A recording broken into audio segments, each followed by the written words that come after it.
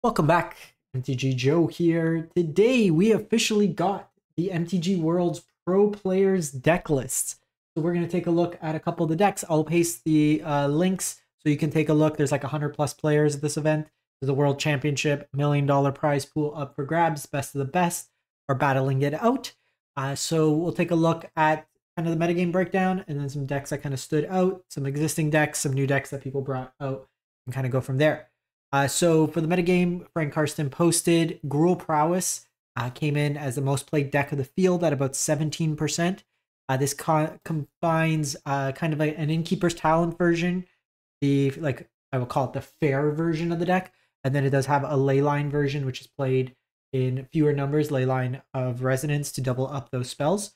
So we'll take a look at that. Dimir Midrange, the Deep Cavern Bad, Enduring Curiosity kind of builds, like draw some cards. Kaido, Oculus was pretty stock at about 11.5. Domain Ramp came in at about 11.5 as well, 13 decks.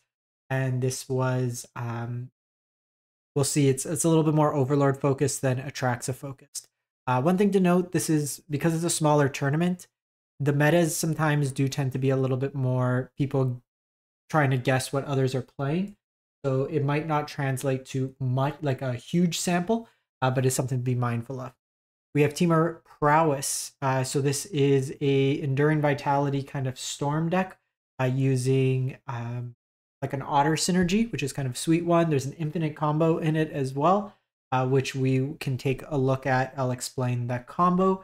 Dimir Demons, Golgari Mid, Jeskai Convoke, some numbers. Golgari Ramp was a deck that Jim Davis, Seth Manfield, and some others brought. And then there's some others that kind of came up from there.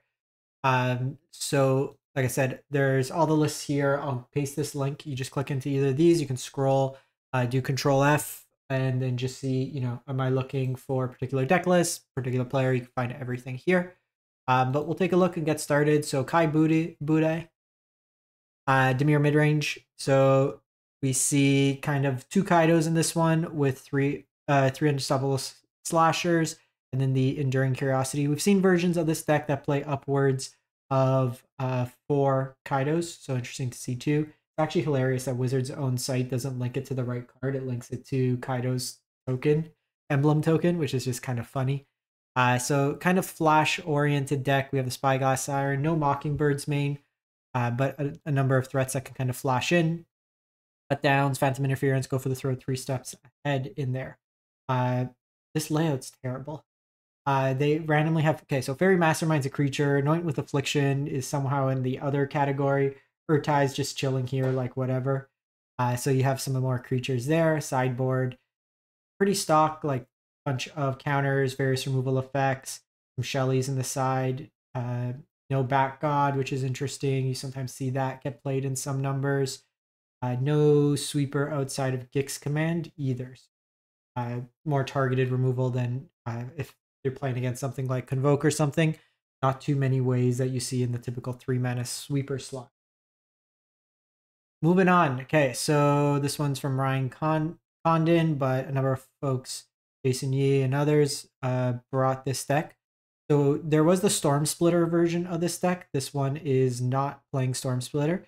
So Enduring Vitality lets your creatures tap for mana. Thundertrap Trainer can help you find cards in your deck. Questing Druid as a card advantage spell, and then the kind of the enabler of the deck is Valley Floodcaller. So whenever you cast non-creature spells as though they had flash, and then whenever you cast a non-creature spell, the certain creature types, notably in this deck, otters and rats, get +1/1 and untap. So it kind of gives them pseudo prowess, lets you tap and untap your creatures for value. You're using just cheap instants and sorceries. Analyze the Pollen can be early land drops. Find you stuff. Storm Chaser's Talent is one of the enablers of the deck. Makes you a token and then rebuys an instant or sorcery for 4 mana. You can also kind of give your team haste. Song of Sokazan can be a kind of combo as well. Make a lot of mana, make a bunch of rats, and then give them haste. That can also enable it. But the combo explained. So with a plethora of, this is from Frank Karsten's write-up, this deck can create a cavalcade of prowess triggers in a single turn, even set up the possibility of going infinite. If you manage to get at least 3 other rats and otters tapping for mana, along with an enchantment like Up the Beanstalk that enables the deck A loop, you bounce Storm Chaser's Talent up the Beanstalk using Town Ain't Big Enough. You play both of those, tap and tap to generate the extra mana. With Storm Chaser's Talent level 2, you get to then return Town Ain't Big Enough to your hand and then keep doing this cycle to generate mana. It looks like it's 9 mana. You keep doing through that, up the Beanstalk can draw you through your deck and eventually net you positive mana, Song of Sokuzan's, Haste Out, and you kind of win that way. Pretty sweet. A lot of kind of clicking probably involved in this deck on Arena. Then version of Domain Ramp from Brennan Crawford. So it looks like they're off the Attracts plan, doing the Overlord ramp, Overlord, Red Overlord, Green Overlord, White Overlord in here, no Blue Overlord, Doppelgang as the blue card in the main. Copying works really nice with just copying a bunch of Overlords. You can copy Boiler Bilges multiple times, just 4 your opponent. Spelunking in here for untapped lands, extra line drops in a turn, Leyline Binding, lockdowns up the Beanstalk. The Spelunking makes your Overlord token line come into play untapped as well, so it plays nicely in that regard. Sideboard, you got just cheap removal, Elspeth Smite, Ghost Vacuum for Graveyard Hate, Exercise Flexible. Only other blue card in the deck will be Negates, Beza's, Lockdowns, Furl back side. You then have Dimir Demons from Javier Dominguez. So this is kind of the Inverter Splinter Twin combo. So Doomsday Excruciator, interestingly enough, only 2 copies. So you play this, flip over everything but the bottom 6, and then you either mill them out with Jace or the Restless Reef in your mana base. The rest of the deck is kind of a pseudo demon control deck. Unholy Annex Ritual Chamber draws you cards, drains them, creates demons. You have Archfiend the Dross and Caustic Bronco as another way to get some card advantage in the deck. Cut downs, go for the throats. Spell Stutter is an interesting counter to be included here. And then Shoot the Sheriff as removal. So interesting, like Shoot the Sheriff being the removal spell that they chose. Spell Stutter being the counter spell. Full of Duress in the main. You also have Fairy. Oh, okay, so again, just Fairy Mastermind's hiding out here in the corner, but Spell Stutter makes more sense with the Mastermind. And then Anoint the Afflictions in here. Lilies for the grindier matchups, Outrageous Robbery for kind of the controlling mirrors or domain mirrors, get that value. Various removal effects. Withering Torment for enchantment hate. Anoint, just more Jaces in the deck as well. Then go to Gruul Prowess. So this is the non-leyline version. So Mouse package, Emberheart, Heartfire, and then Manifold Mouse. Only 2 Flick Shots, only 2 Questing Druids, and trying out 2 Screaming Nemesis. Card's always kind of been meh to me because it needs to get dealt damage, where if the call is like these Gruul mirrors where damage is being dealt, this could be reasonable, but against like the domain deck or a lot of the black decks, it's just going to remove it without taking damage to kind of get the life gain effect. It'll be interesting to see how that kind of plays out. They are playing a 21st land. 3 Innkeeper's Talent in this. Might of the Meek, Monstrous Rage, Shock, 2 Snakeskin as the spells. Sideboard full 4 Paw Patch formation. 1 Snakeskin in the Veil. Another Screaming Nemesis in the side. No Forge in here. So a little bit softer to things like Sunfall. Forge is usually something I've liked in these decks against like Sunfall decks. And then more Questing Druids kind of playing.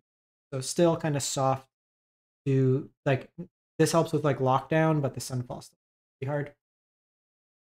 And lastly, so this one's from Seth Manfield. It looks like Jim Davis, others from that group are playing the same deck. So this is Golgari Ramp, up the Beanstalks, Virtues in here, Outrageous Robbery in the main, Terra Sunder main, Sheoldred's, Overlord of the Hauntwoods, Glissa, Harvester of Misery. So kind of an adaptation of the Golgari midrange, playing a little bit bigger. Deadly Cover-Ups in the main, Pillage, kind of find new pieces, Anoint with Affliction. Pillage with the Overlord seems really nice. You're going to have a lot of lands, can dig you pretty deep for particular answers.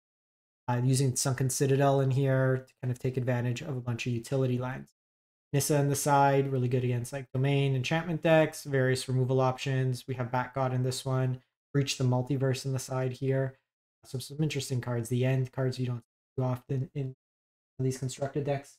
So I'll paste these decks. Feel free, take a look. We'll kind of update as we go along over the weekend to see what decks are winning, what aren't. They usually provide a nice metagame breakdown as well in terms of the win rates. Frank Carson's a great follow for all those stats. And I'm really excited. I'm going to go watch. They should be at the constructed rounds now, so I'm going to go check that out. Thanks for watching, everyone. Hope you have a great one. Stay safe.